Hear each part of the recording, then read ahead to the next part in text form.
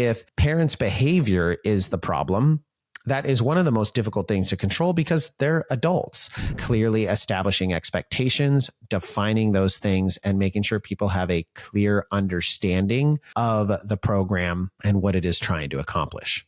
Keep doing what you're doing. Keep your head up. And remember, when you get that parent feedback, it is an opportunity for you to grow.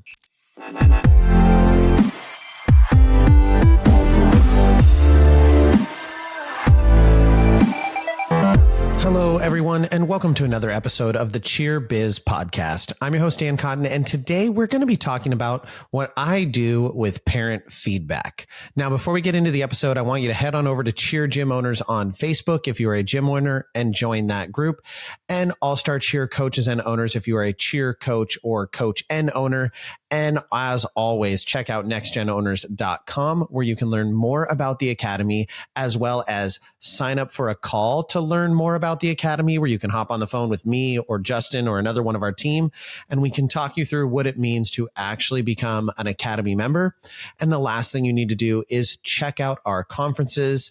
As Danielle is either mentioning at the beginning of this episode or in the middle, I'm not sure where my awesome editor Mike is going to put it, but make sure you check out our conferences in both Orlando and Dallas.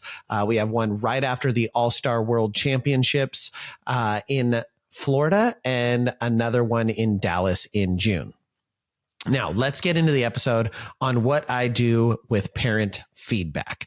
Now, I'm not going to make some sarcastic joke of I just throw it in the garbage can. That would be a joke, and it would be a complete and total lie. It's not how I conduct business. But today I had a very dear friend who is a gym owner call me, and she was really frustrated. She was in a position where she had received an unsolicited email from a parent that was kind of rude in the way it was crafted, and easily could have been asked in a different way and said, hey, I have some concerns about this thing, and I would love to get your perspective on it.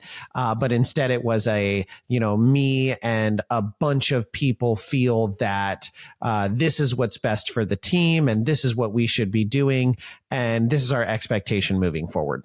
She reasonably was like, I don't appreciate this at all. And she was now kind of on the frustrated point of, doing what I'm sure many of us have done, whether you're a business owner or a coach or even a parent, where you write a frustrated text message or a frustrated email and you don't send it, you just let it sit, and then you go back and read it and are like, okay, I'm reacting emotionally in this moment. And so she called me to say, can you tell me, am I crazy? Am I the only person dealing with drama like this? Am I the only person dealing with getting questioned like this?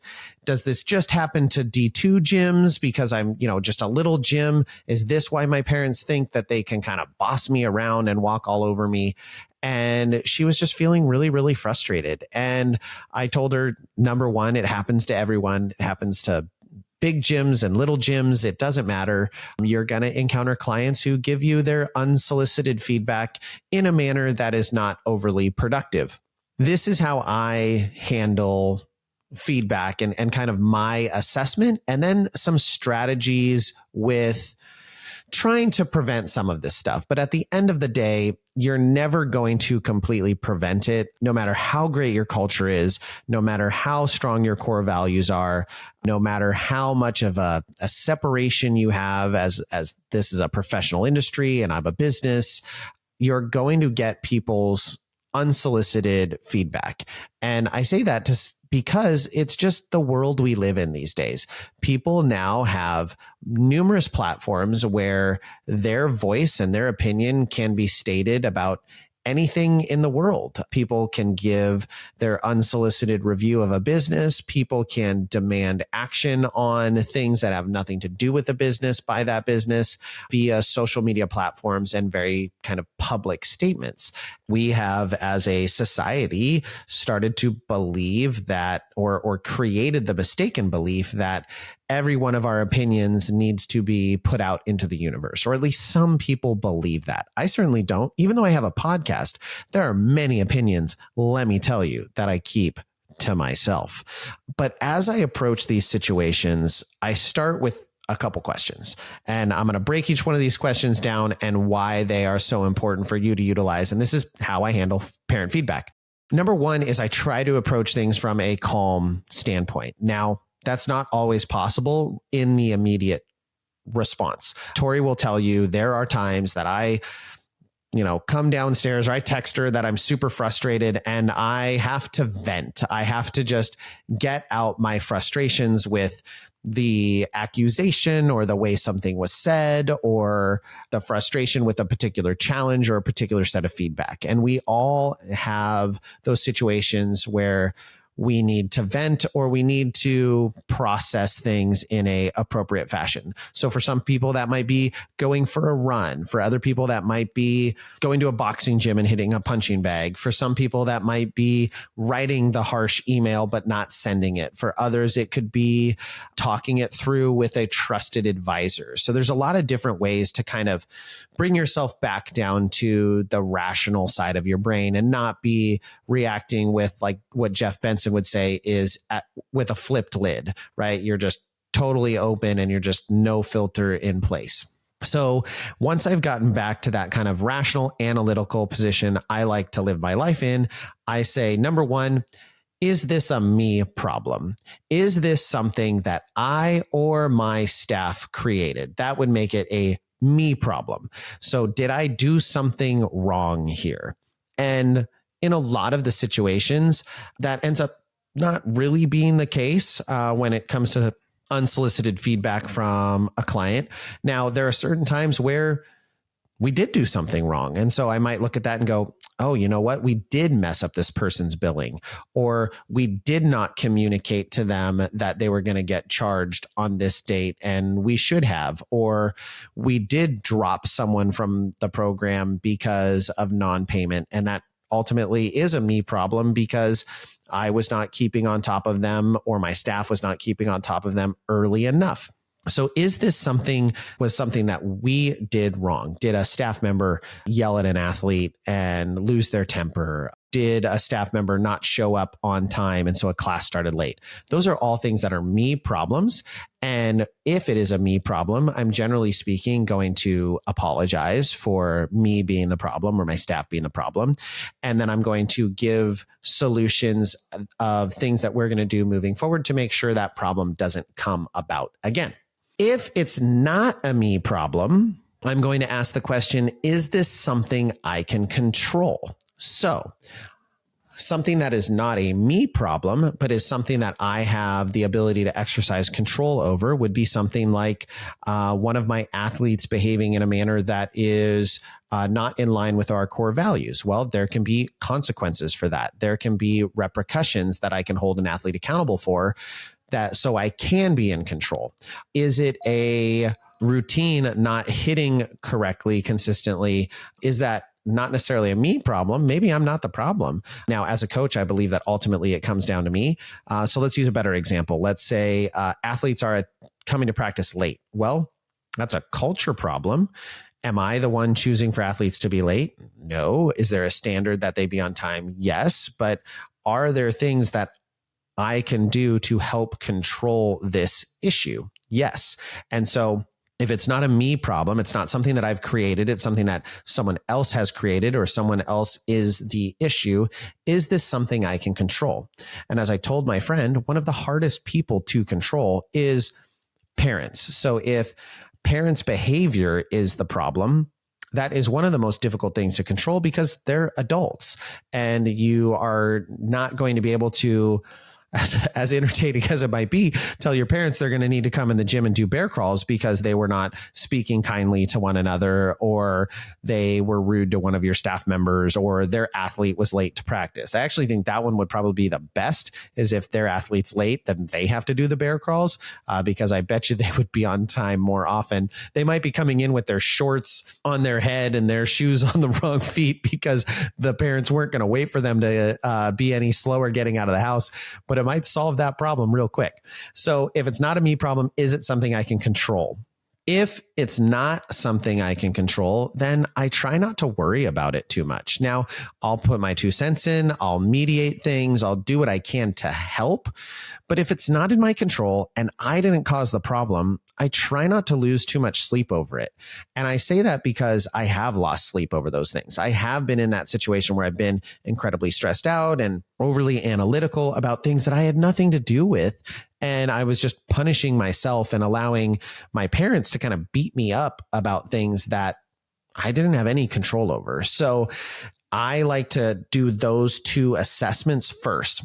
And then from there, the last thing I'm going to look at is what is it that I can do in the future to avoid this issue? So if it was a me problem, what are the systems or steps I need to take to have me not have that problem again? And oftentimes there are things that you can do, whether it be your staff needs to have better training, or you need to have better systems in terms of billing, or I need to control my temper better. So I need to have a better process for how I respond in the moment with a staff member or with a team when they're not performing up to the expectations. So there are a number of different things that you can do to help avoid that issue in the future. So you have to kind of determine what it is that you can put into place, because ultimately when people bring you complaints, as annoying as it can be, it's also a really great opportunity to create a loyal client. Because when someone brings an issue and you listen to their concerns and you take actionable steps to try and make that thing better, not saying you have to give in to demands, but if someone has a valid point, they come to you with a concern and you take steps to make those things right or better for them, then you are showing that you value that person, and people want to feel valued. They want to feel important. So by listening to someone's concerns and taking steps to make it right or make it better in the future, you're showing that you respect and value them enough to listen, actually retain the information that they told you, and take actionable steps to try and make it better. So that shows that you care for them and want them to be happy in your program. Now, the most common issues I see in cheer gyms, and this is my own as well, tend to revolve around not clearly establishing expectations and definitions at the start of your season, at the start of your relationship. So it is important that you spend the time to really establish what those expectations are. What are your expectations as a gym of the parents? What are your expectations of the gym as athletes? What are their expectations of themselves and of one another? Establishing those things on the front end and clearly defining what those things mean becomes very, very critical in you actually achieving the success that you want. Because it's very easy to say things, and I'm stealing some of this from Jeff Benson.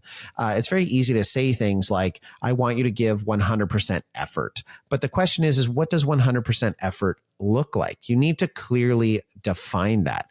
For instance, our gym on the back of all of our shirts says family first.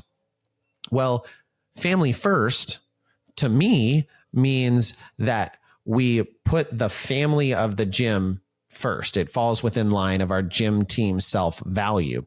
And we think about our families as well. So we are a family-based program. We understand that family is important. Some people believe that family first means that you never disagree, that you never fight, that you never have an issue. And my response to those people is always, you must have a really amazing family. My family has disagreements sometimes. We don't always get along. We sometimes are frustrated with one another. And the family first mentality is, even though we're frustrated with one another, we're going to push through this because we ultimately love one another and the family comes first. But there is a lack of definition there and a lack of understanding of what the expectations are. The other thing is just a general lack of understanding, a lack of knowledge. I see the most common issues come up with parents who just don't understand how the sport works. They may want to, they may believe that they understand, but they don't. And this happens in every issue. It doesn't matter where you go, or every industry. not every issue. Every industry has this issue. There are people that walk into the doctor's office and say, I know exactly what is wrong with me because I saw it on Grey's Anatomy. There are people who walk into a mechanic shop and say, I need you to do X, Y, and Z because my dad told me on the phone that this was actually the problem, and don't allow the mechanic to do their job. It happens everywhere. There are people who go to restaurants and order a steak medium rare, and then when they get it, they say it's not medium rare. It needs to be cooked to 150 degrees internal, which is not medium rare. There are all sorts of situations where people just don't understand what it is that is the expectation of a sport or of your business, and they need to be educated. It takes time to be educated, and it takes time to retain the information. So if you're a gym owner or you're a coach, think about how long you've had to master this crazy sport. You've had a lot of time. These parents are oftentimes in their first, second, maybe third year, and just doing this for 3 years from the outside looking in as a parent, you're not an expert in the sport yet. So they need constant education, constant reiteration, just like your athletes do. Your athletes have been doing it just as long, and they still have to get reminded on how you clean in your gym or how you clap for an approach to a jump. So the parents are spending less time in the gym, less time getting correction on things that they can be doing better. And you have that higher expectation that they understand what is going on. So just remember that as you look at what can I do in the future to avoid issues, that it oftentimes is clearly establishing expectations, defining those things, and making sure people have a clear understanding of the program and what it is trying to accomplish. So as you leave this episode, if you're in a position where life is frustrating and you're facing some challenges, I just want you to take a deep breath and know that you are not alone. I've dealt with some drama just this last week, and it is challenging, and it tests you. It will make you wonder if you're in the right business as you pour your heart and soul into these kids and still get questioned and challenged and accused of not caring enough or not doing enough. Can be exhausting, but I just want to encourage you to know that you are doing great work. I certainly hope you are. If you're listening to this podcast, it shows that you care enough to grow as an owner, grow as a coach, to get better. So I have to believe if you're listening to this podcast all the way through, you are one of the people who belongs in this industry. You're doing a really hard thing for a really amazing group of people, our kids. Okay, the future leaders of our country and of our world. So keep doing what you're doing, keep your head up, and remember, when you get that parent feedback, it is an opportunity for you to grow. It's just like when you get a score sheet with judges' feedback that you don't really like, but it may be right. Take that as an opportunity to grow and learn and become a better version of yourself or a better version of your gym. All right, everyone, I hope you enjoyed the episode. As always, check out the other podcasts that I collaborate with. The Let's Talk Cheer podcast with Jason Larkins and the Cheer Mom podcast with Kristen. Absolutely amazing stuff. You're not going to want to miss those podcasts. They have great content, so make sure you're subscribing to those as well. And with that, we will catch you on the next episode.